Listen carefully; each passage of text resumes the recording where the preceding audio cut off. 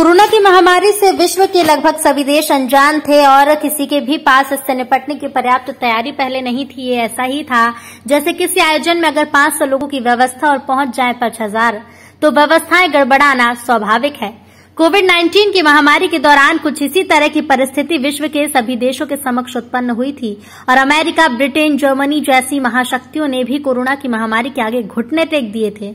लेकिन भारत के प्रधानमंत्री नरेंद्र मोदी के सक्षम नेतृत्व और उनके द्वारा उठाए गए कदमों की वजह से भारत कोरोना की पहली लहर में न्यूनतम क्षति के साथ महामारी से उभरने में सफल हुआ।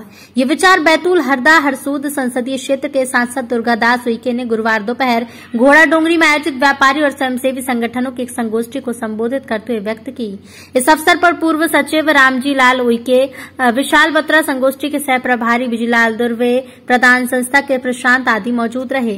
सांसद दुर्गादास उइके ने अपने संबोधन में आगे कहा कि पहले भी जितनी भी महामारी आई उसकी वैक्सीन भारत तक आने में 10-20 साल लग गए, लेकिन ऐसा पहली बार हुआ कि कोरोना जैसी महामारी से बचाव की 2 वैक्सीन भारत में बीमारी के आने के 9 महीने के बाद ही देश में आ गई। ऑक्सीजन, जरूरी दवाई, पीपीई किट आदि मामलों में कुछ माह के भीतर भारत ने आत्मनिर्भरता हासिल कर ली। इन संसाधनों को भारत के कोने कोने तक पहुंचाने के लिए सड़क से लेकर वायु मार्ग सारे संसाधन झोंक दिए गए। इन सब सम्मिलित प्रयासों का परिणाम ये हुआ कि भारत में पिछले दिनों कोविड-19 की दूसरी लहर में हुई क्षति के बावजूद हम 1 से 1.5 माह के भीतर ही इस लहर से उबरने में कामयाब हो गए। एकाएक हुई महामारी के हमले में लाखों लोगों को दुखद रूप से काल कवलित हो गए, लेकिन सरकार ने सारे संसाधन झोंककर इस अनजान दुश्मन को हराया। दूसरी लहर में भी करोड़ों जानों को बचाने का प्रयास किया। बड़े पैमाने पर फ्री वैक्सीनेशन प्रोग्राम चल रहा है। समाज को चाहिए कि आगे और बढ़ चढ़कर वैक्सीन लगवाए। मोदी सरकार ने रेहड़ी पटरी वालों को 10,000 की ऋण सहायता देने से लेकर समाज के गरीब कमजोर वर्गों का मुफ्त अनाज के माध्यम से भरण पोषण करने का काम